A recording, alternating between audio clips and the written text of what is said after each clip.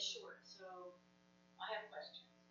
Okay, so the first question is, why is the Scholastic Book Fair scheduled at Twin Lakes Elementary starting November 15th? So we had a laundry list of vendors to look at that were provided to us, and we did our due diligence, and out of all of the ones that we were given, there were two that would come to North Idaho.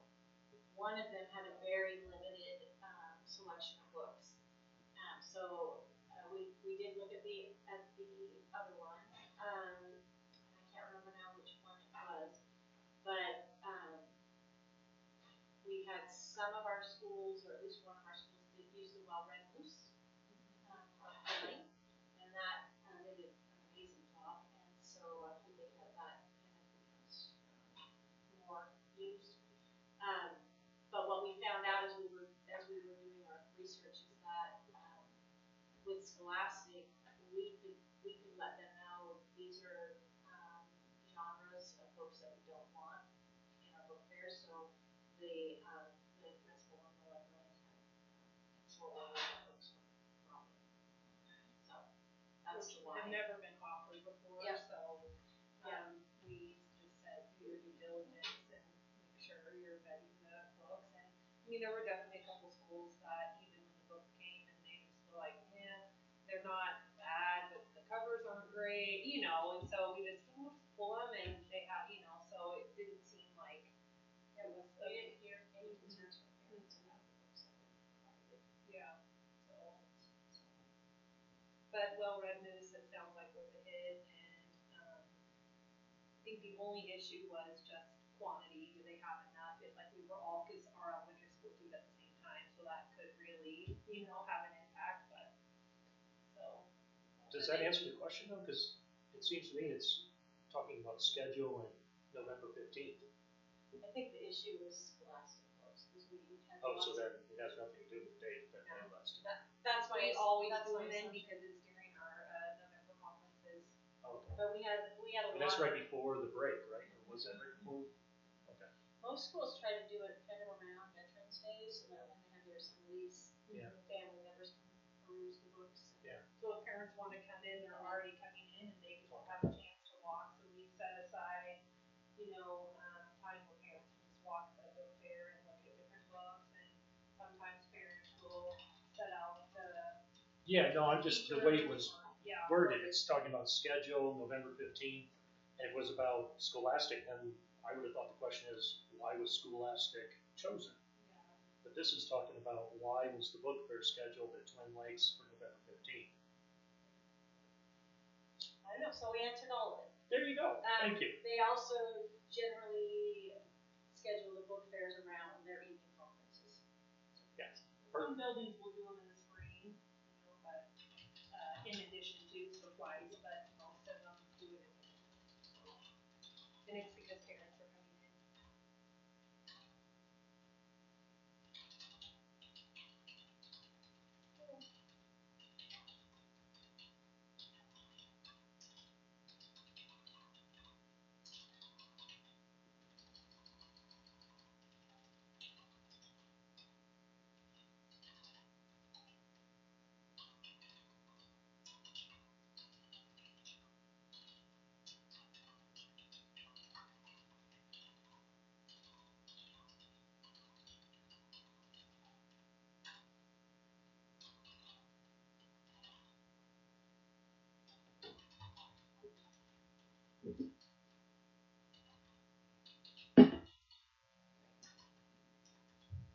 We're watching you. I know. I'm not, I don't want to put the pressure on. I'm watching. So you're putting the pressure on her.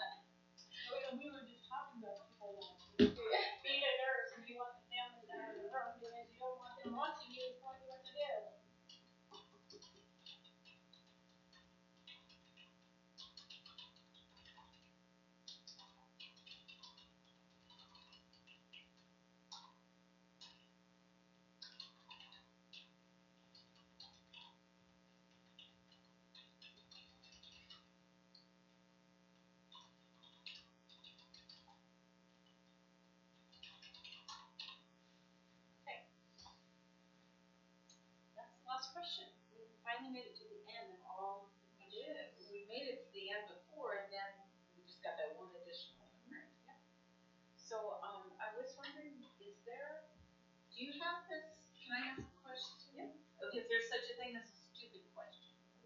Okay. Is that long? Okay. Do you know what the population of school-age children is in our district? Do you know the number of kids? And then what's the percentage that go to the schools? There's no No such data. demographic data that we're provided that about that, because in Idaho, parents don't have to, they choose to choosing to homeschool. It's Right. not like there's a census that goes out. Somebody's watching and make sure you got your kid in school of some sort. I mean, they may, they're just not sharing it with us. Oh, So- okay. Well, the state doesn't. Yeah. There's no monitoring of homeschool registers. Well, home and then the charter. Right. In private schools. Yeah, private, yeah. Yeah, So but just you wondering don't have what's- access to that information. Yeah, you don't have that. And even like our charter, like the one that's in our district, they take the kids from lots of districts, so not all the kids who are attending our schools. Another question is, I kind of looked over the website and I can't really find a clear breakdown of Each individual school and budget and population and all that. Is that if you go to the school, their individual pages, their budget? School budget. You don't have individual school. that's what budgets. gets posted at the, Jessica goes over that monthly with the, Yeah, it's for kind the of board like- meetings, but it's not, she goes over individual schools, but it's, I don't think it's on their site. What was on the agenda a few board meetings ago that broke out by school? I was perusing I think it's agendas, I saw something like that. Yeah, that's what I was looking for. I think. Yeah, but it was agenda and obviously it was after one of the levy vote. And the board was looking at, I don't know if it was financials or what, I didn't open up those, each of the individuals, but they had broken out by elementary school, all the schools, and there was one or two pieces of data or attachments for each, but it was in a board meeting agenda. I don't know if that was financials or something else.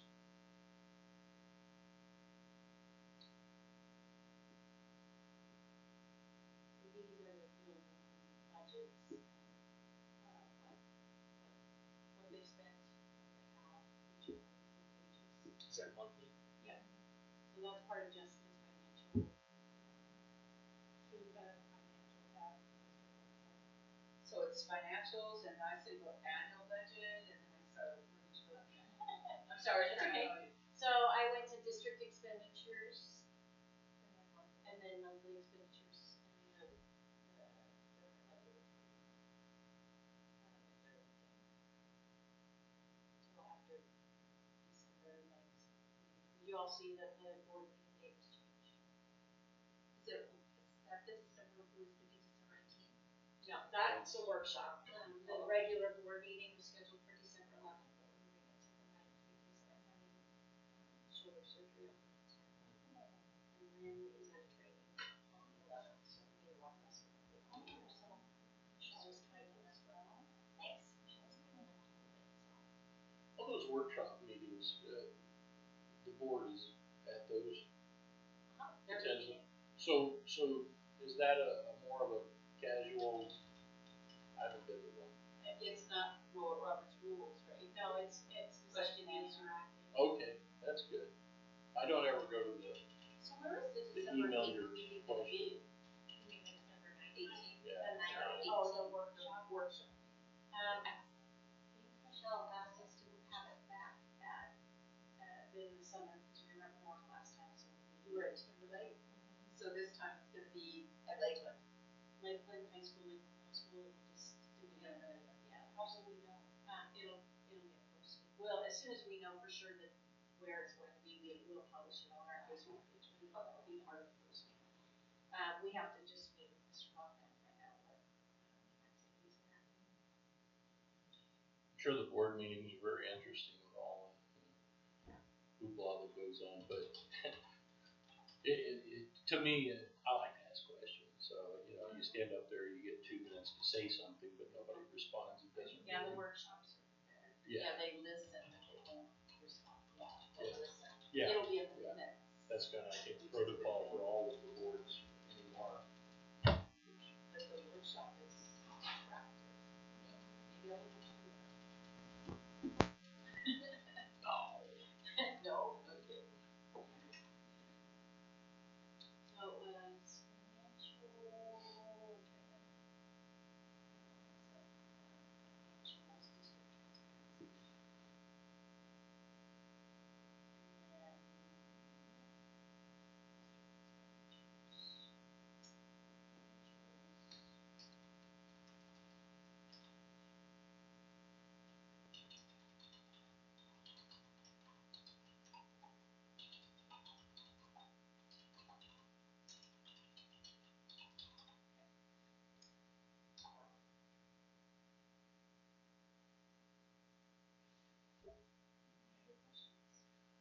I wanted to kind of review just a little bit. What's the status of, we had the CFO in the last meeting last month, of the Compass deal that she thought she would use for 3 or 4 months, I think, because it's not gonna occur. That's probably a big relief. That's black that we don't think about.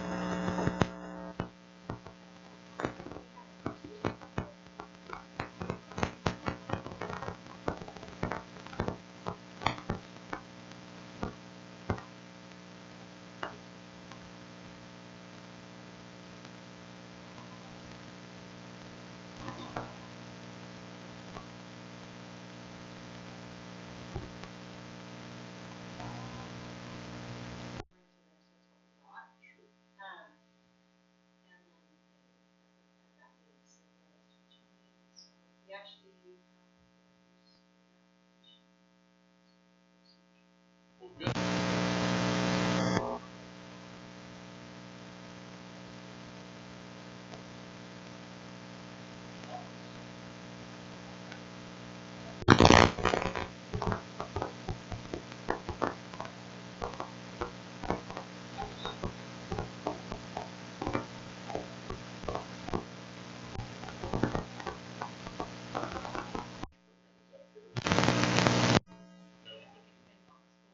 but overall district-wide, we're less than 40%. Oh, are you? Okay, well, that probably is lower. Well, here nor there. Whether the kids are paying families or it's coming in, if it does come in, it comes in through state and or federal. And it comes to the school and the school disperses it to Compass. Is that how that works? Yes. That's the flow pattern? Yes. Okay. And there's a reimbursement, so every month Jessica has to, the director puts in how many meals are served at each site, how many are free, how many are reduced, how many are paid. Sure. And then Jessica has to verify all of that, and then that gets submitted every month to the state, and then the state goes to the federal government, and then it comes back from the federal government to the state to us. So Gotcha. That makes it easier to understand how that works. Do they provide a price list? Because we looked on the website, we couldn't find any menu price.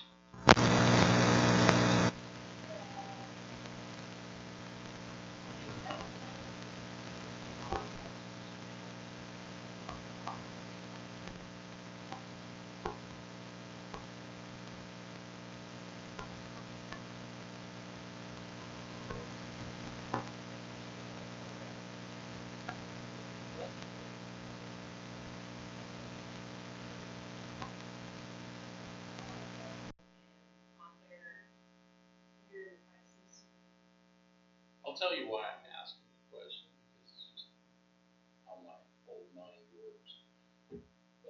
I understand that a slice of pizza at the freshman level at the high school, because the other kids don't eat at the high school, they're all off to Superman or wherever, is $4 a slice. And at the elementary and middle school level, it's $2.50, which is fine. They're a little different in size, I don't know. But the pizzas come from, and I'm just using this as an example, that's all. Because there's other a la carte items that I'm not aware of.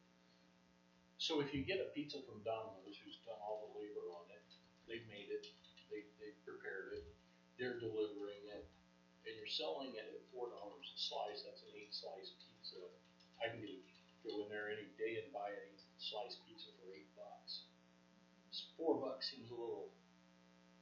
seems a little high, doesn't it? I mean, that's $32 for an $8 pizza anybody can walk in and buy. And I don't know, I don't know. Yeah, I mean, it just.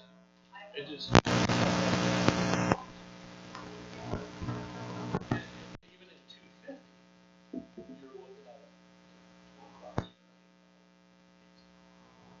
Right, I don't.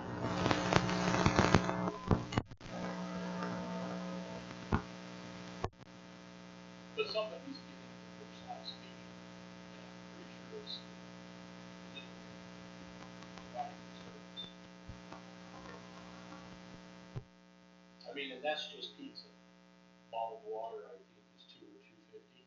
One of these, 20 cents to buy up here at Super One. So, I mean, maybe some of those things, and just the reason why I'm brainstorming this is, gosh, in the old days, we had all that in-house. We had the lunchroom lady team, would fix the lunches every day. I mean, there's no reason why the school couldn't get cases of these and make the deals with the pizza outfits. Maybe even deal with 2 or 3 of them instead of just one. I think there's opportunity, is what I see.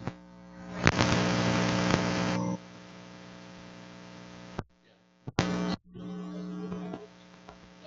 mean, it's something to explore, because if that's money that could be coming to the district and the school instead of to a third party who's not back there baking pizzas, they're just on the phone saying, hey, deliver us however many pizzas or however many cases of water, or maybe they're throwing it in the truck and bringing it over.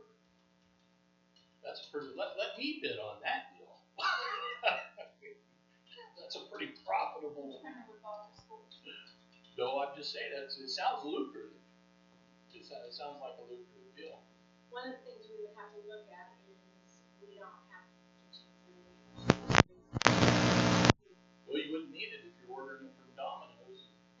You know what I mean? And that's not all that they serve. They actually serve full lunches. Yeah. There would need to be a kitchen, a full kitchen lunch, which we don't have, so that would be some. Sure.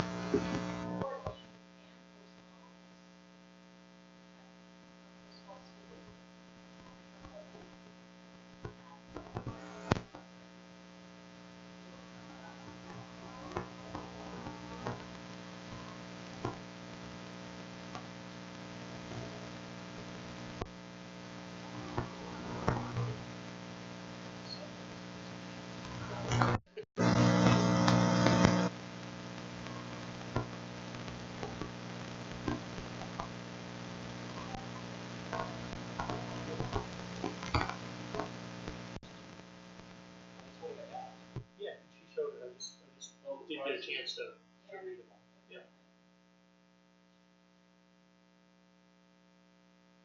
The actual plate lunches are, from what I can tell.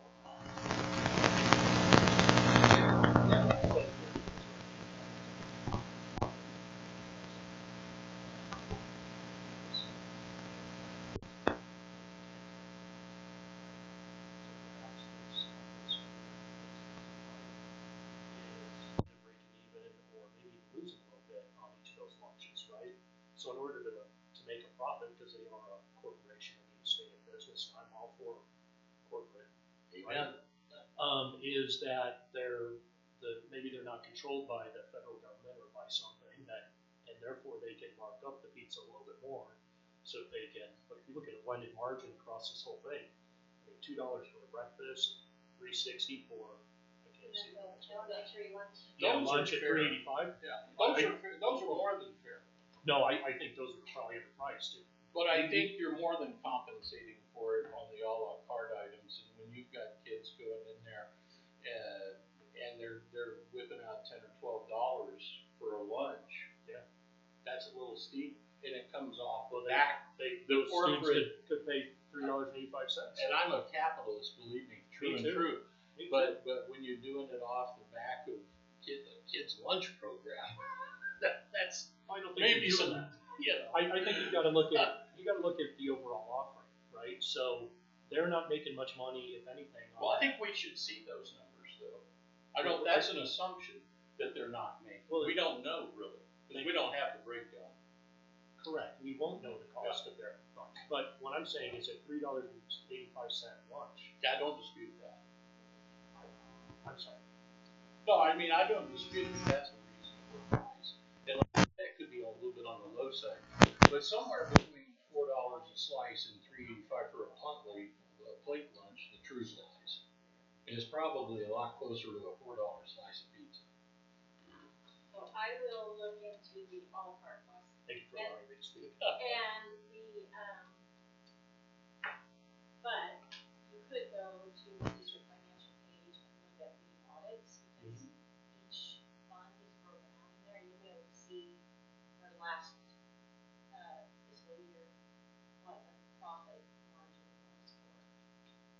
show the third-party profit margin? Does it? They'll show child nutrition fund because the money comes to us and we pay. I mean, it's just a thought. It's just a thought, because I think, the idea is, if there's an opportunity for the school and the school district and the schools to be able to, make up some shortfalls where they can. To me, it's just kind of like entrepreneurship right over here, 101. You look for those opportunities to cut and save and maybe get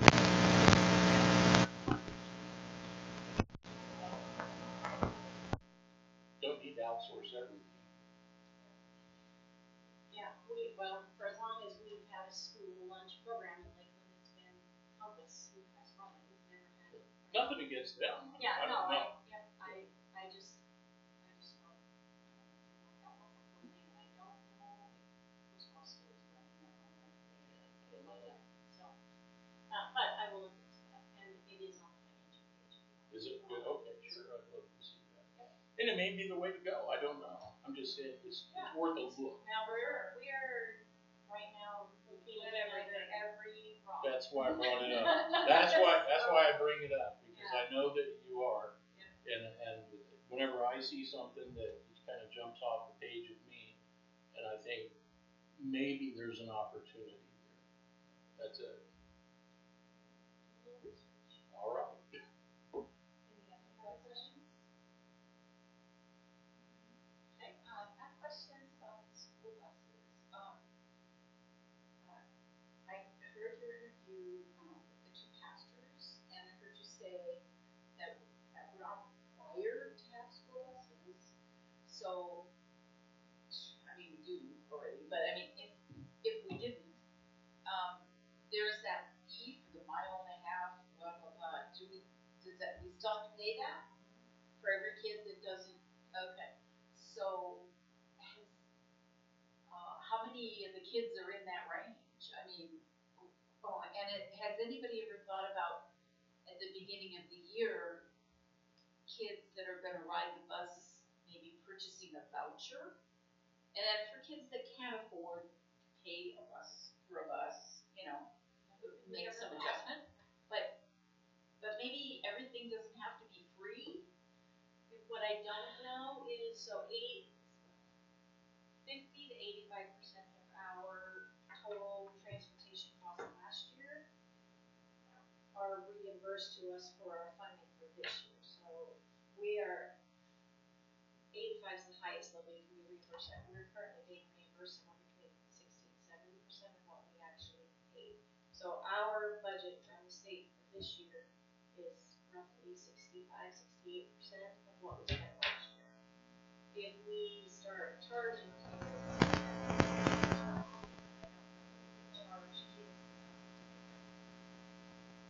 but I don't know the cost of it.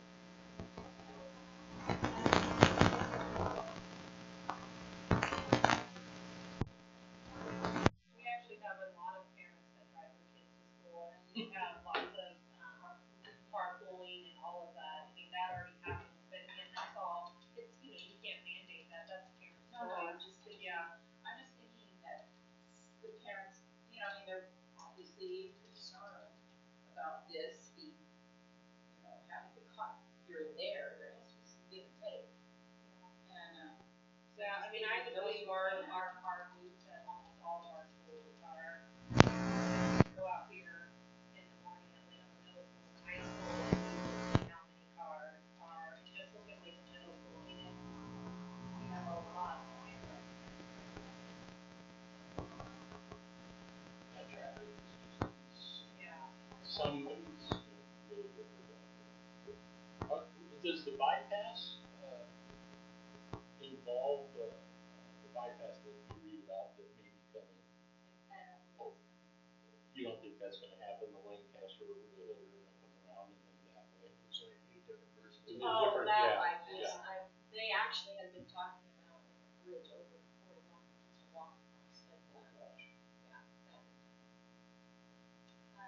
yeah, they're doing something. I don't know what they're doing, but it's something. Be a nice round table talking with the mayor and the IDT people and everybody to sit down and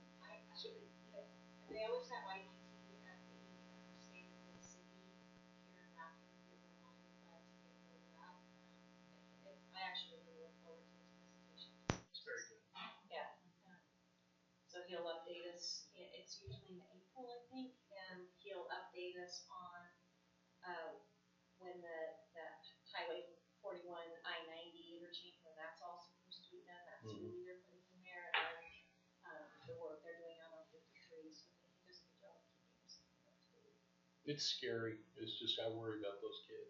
Cause they're not all, using the crosswalks like other kids. Oh, yeah, we had kids And they running just- across the street they're- today on the way over. All over the place. And they aren't looking because they're on their phones. Right. Or they're just not looking, they're They're excited just- to be home and get off the bus, and just run across the street. And we've got so much commercial traffic that comes right through on 40, big trucks, everything, logging trucks, you name it, and again, I'm in favor of commerce, but, there's a safety We issue didn't with plan that. well when we put the. Well, it was here, 50 years ago in school? Lakeland High School, I think, opened in 1980. Didn't have all this, Middle school was middle school. even a couple of stoplights wouldn't be bad. Even that, if you can't get rid of the big tanker trucks and stuff that are rolling through, and there's a lot of them. I don't know if you spend any time out there at 7:30 in the morning. I'm there every day. I see it every day. I'm right. Yeah, it's flat dangerous. And you got kids driving too, which makes it even worse.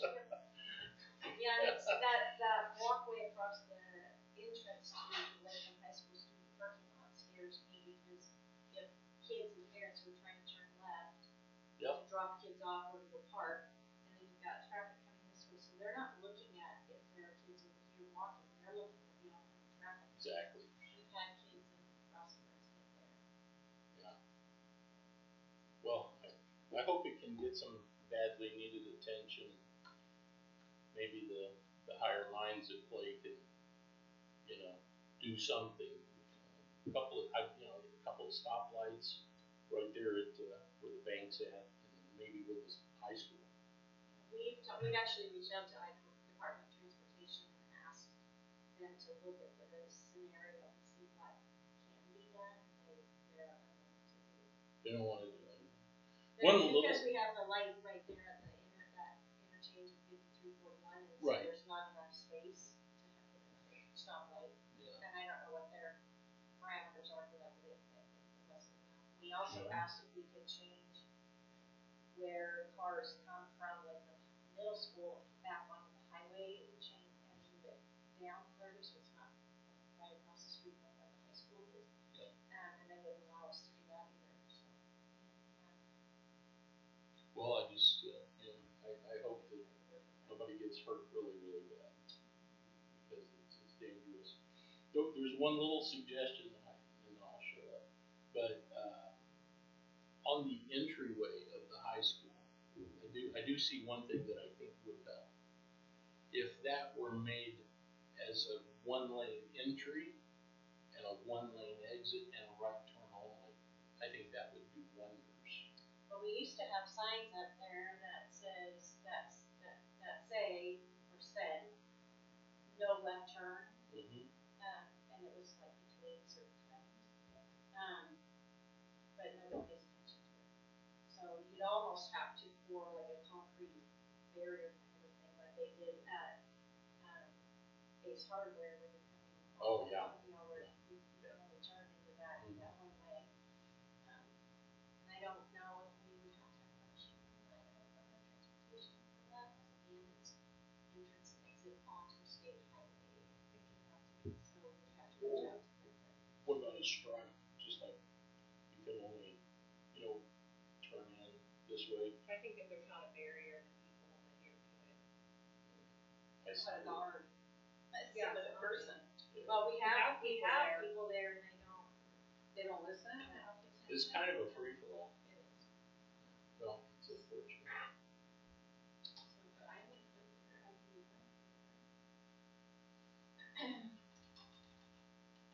You'll see a double exit line when school's out. You'll see this line that turns right, and then you'll see a lot for students. They'll fly by fast. They will fly by fast. On this side, oncoming. So if somebody were to turn in, you could have a head on pretty easily. I'm amazed that happened yet. But I think if you could limit that, I know it's going to back them up, but it'll take probably longer to empty the parking lot, but at least you've got that lane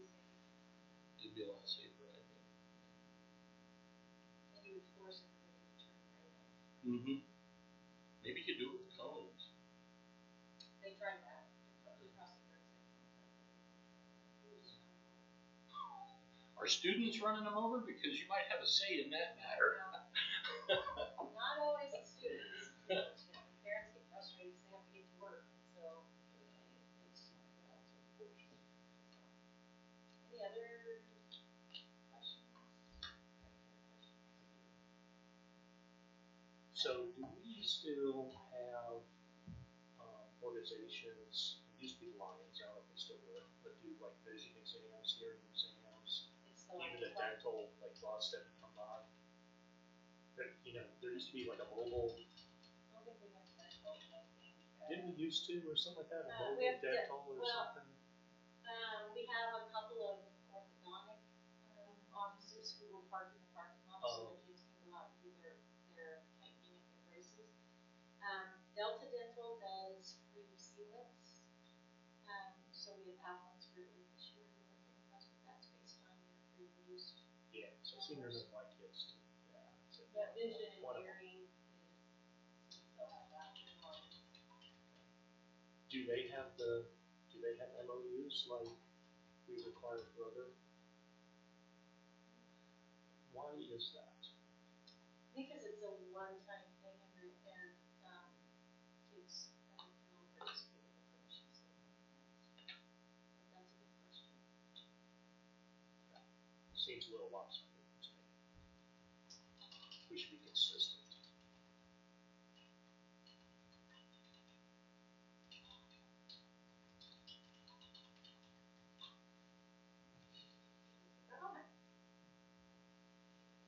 Any other questions? Talk about, extracurriculars that are not being, are difficult to meet within the budget consideration, and I'm wondering, what are the extracurriculars? I heard you mention acronyms, and I thought, I don't know what those are, and then why do they cost the school? That's what I'm not funded at all. So we use two terms. So extracurricular activities are your athletics. So football, swimming, basketball, cross country, track, all of that. Okay. And you get $0 from the state. Okay, I understand that. Co-curricular activities are activities that are tied to a class. So for example, we have FFA, which is Future Farmers of America. So there are classes that kids take in school to satisfy their graduation requirements. But then there are also FFA club type activities that kids do outside of school time. So they travel, so they learn about judging bees in their FFA class, and then they actually go and they get to be judges. It's like on the job training of whatever they're learning, whatever the skill, or various things like that. Like there's BPA, which is Business Professionals of America, so they get to practice interviewing and various things, and then they get to go apply those. And again, those are all, we can write grants and scholarships, and we actually have people that do that and do it well, but again, we don't get a lot of money for those. So we don't get money costs involved in those activities. Those two, I think those are the two you mentioned when you were There are a lot. being interviewed, And but I'm thinking, there's more. It depends on how many kids you have involved, it depends on if they qualify to go to various places, because they have to show competency in whatever those areas are to then be able to go practice. And so every year it kind of depends on how many kids are participating, how advanced they are. Like, for instance, my son was part of BPA, and one year, all 3 of the years that he participated, he got to go to state, and then they actually qualified for nationals. The state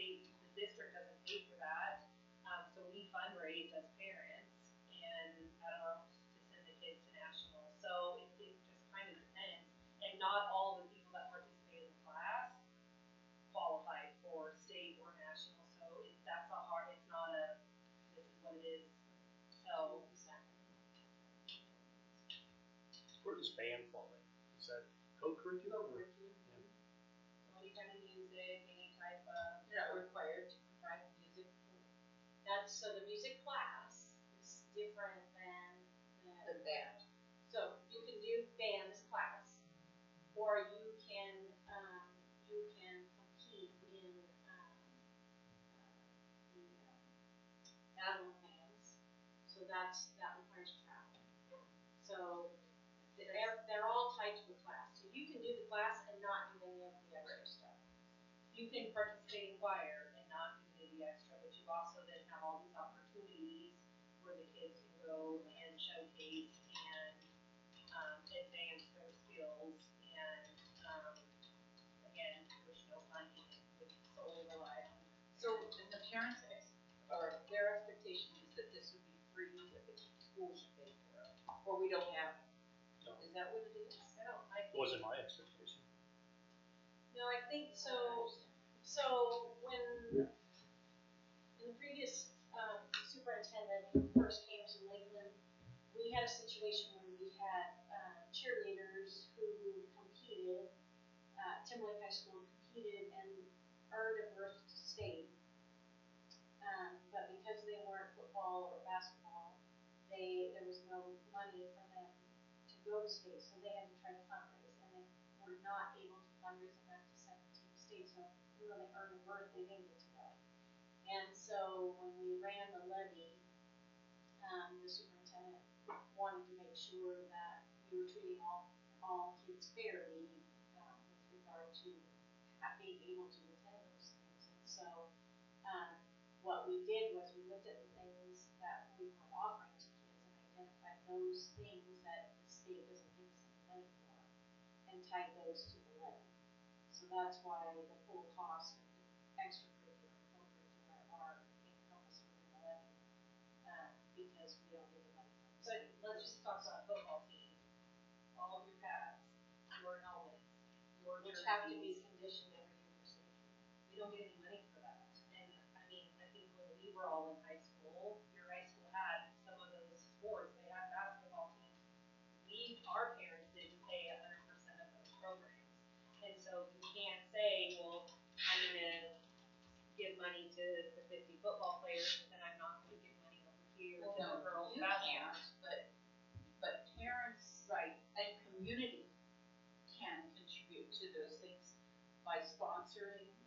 I think our hardware stores would be willing to sponsor for jerseys. And our community actually is great at They sponsoring are. them.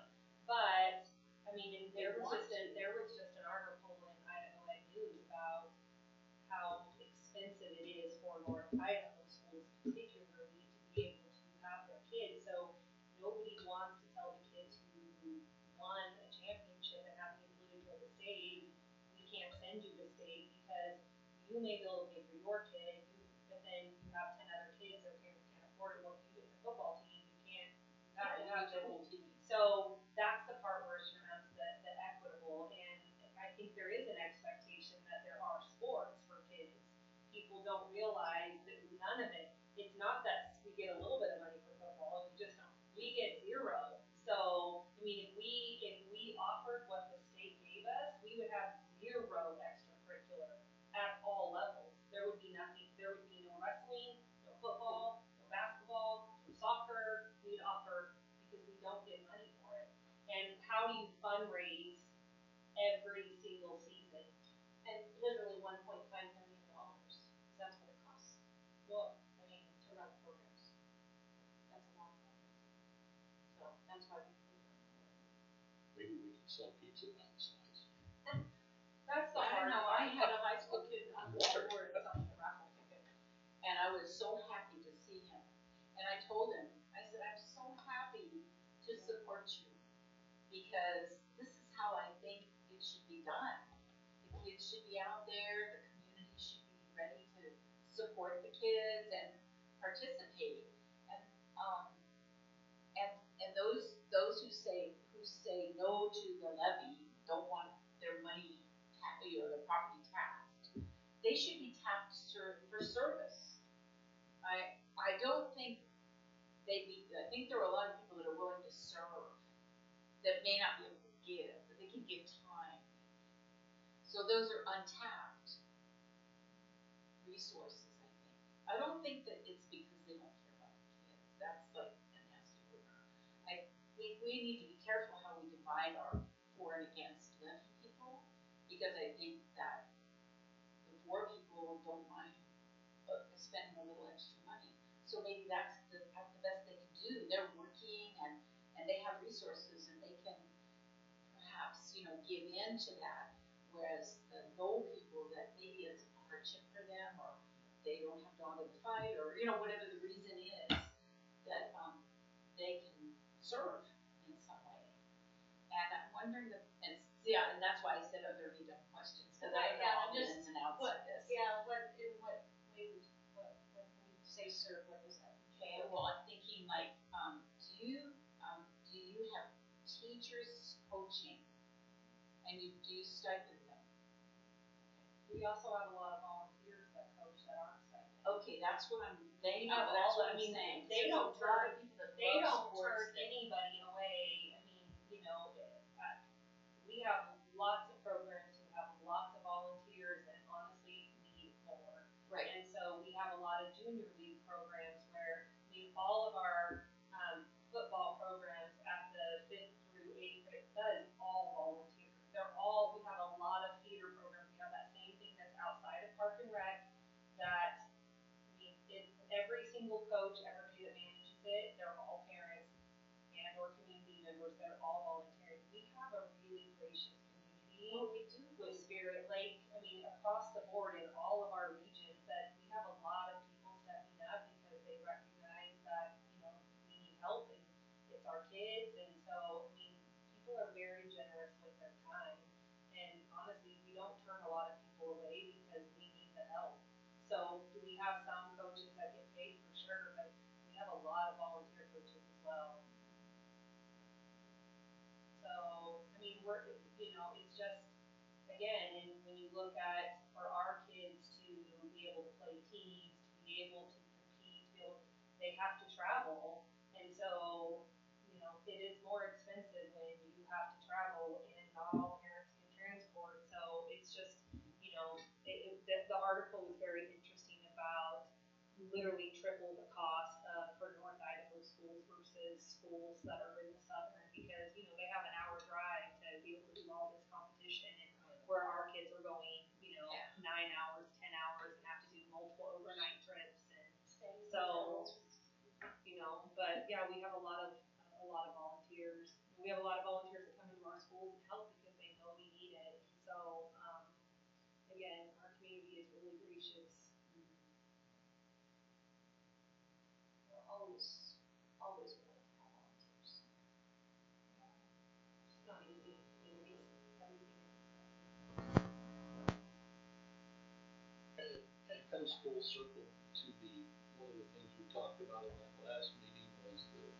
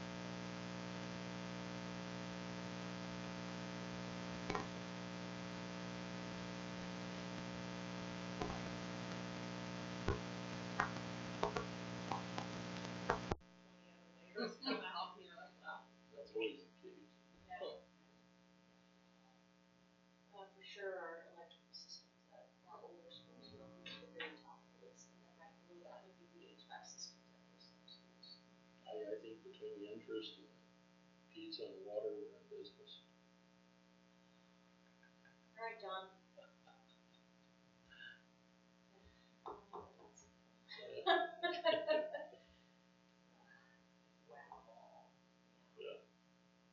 Any other questions?